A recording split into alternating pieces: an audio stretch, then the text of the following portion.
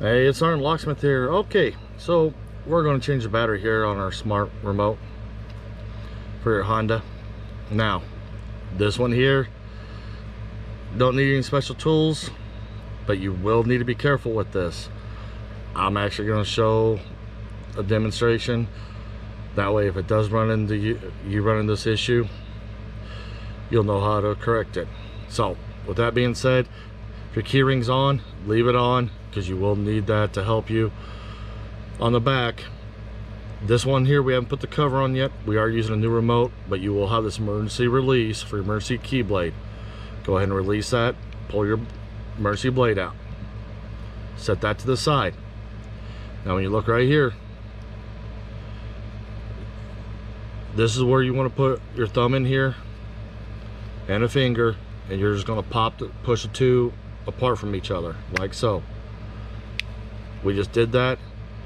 Now the back you want facing up, because if you do it right, you can put your finger on the back here, and by you holding it back here, you're keeping your buttons. Now you notice these buttons fell out of place. This is what I want to show you.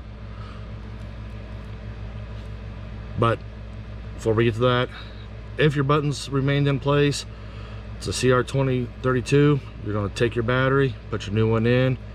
You'll notice you have the little indentations here to hold the battery. Go and put it in, push down. The battery will sit cocked for a little bit, but the back of the housing is what holds that in. So we're going to show the buttons now that the buttons were actually popped out. You'll lift this up very carefully, and here's your buttons. You can do this without any tools, just using your finger. You're going to slide them back in.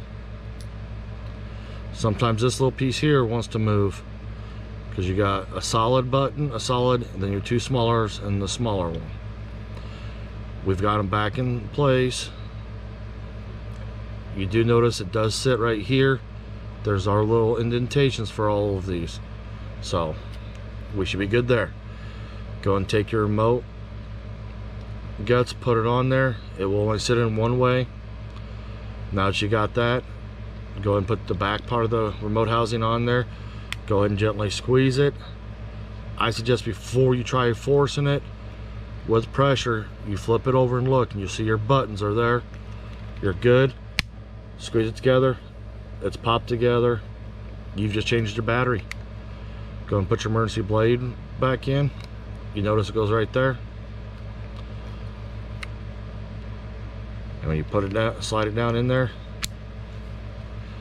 you've just changed it. Hopefully this video helped you out. If you did run into any of the problems, go ahead and give us a like, comment if this helped you out. And I'd like to say thanks again for watching SgtLocksmith.